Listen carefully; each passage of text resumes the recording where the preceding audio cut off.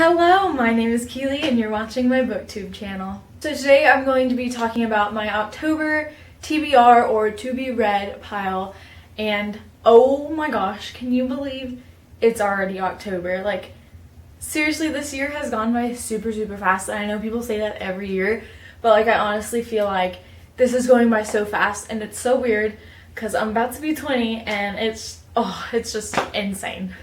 So I have 5 books to show you that I want to read this month, and I know that doesn't seem like a lot, but these books are really big. Most of them are very thick, so hopefully I can get to these 5, and if not, we'll see at the end of the month what I do, because I don't know. The first book I'm planning on reading this month is The Bane Chronicles by Cassandra Clare, Sarah Reese Brennan, and Maureen Johnson. I'm actually already that much of it through. I only have like 130 pages left. So I'm hoping to finish today on October 1st, and I know people are like, if you read the majority of it in September, how come it's not in your September wrap-up? And that's because I don't go with that. I just do it if I finish it in the month, no matter which month I read the majority in. If I finish it that month, that's the month I'm counting it in.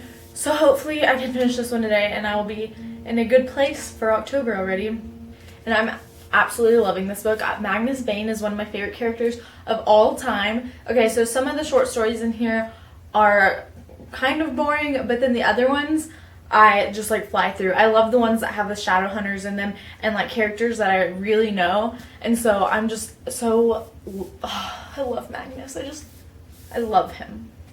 The next book I want to read this month is The Host by Stephanie Meyer. I know, I've never read this book, which is crazy because Twilight and Stephanie are what got me really into reading. So I'm really excited to read this one, but it's so big. It is huge. Let's see. It's like 619 pages. I mean, I've read bigger books than this, but considering I am in the middle of my semester at college, things can get pretty stressful pretty quick. So the good thing about this though is the chapters are relatively short, and short chapters means a faster read for me, and I love short chapters.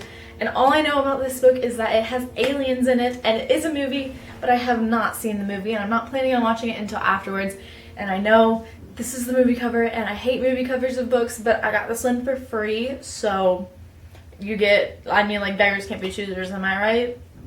The next book on my TBR is The Coldest Girl in Coldtown by Holly Black, and I had started this during the summer. I read like the first chapter and it was insane, but I ended up putting it down for like another book because I really wanted to read this one in October because it's about vampires, and Halloween is like vampires galore. So I definitely want to read this one because I know it's a lot of people's favorites. So hopefully I can get to this one and finish it, because if I could be like any supernatural creature besides mermaids, I would be a vampire. Like, vampires over werewolves or over anything for sure. And as you can tell, I'm already as pale as a vampire, so I mean, it's already there. I already got it in the bag. The next book I want to read is Zodiac by Robert Graysmith. This is a non-fiction book, and Robert Graysmith is actually the person who solved the Zodiac case in the 70s, I believe. And one of my majors is a criminal justice major, and we studied this case last year.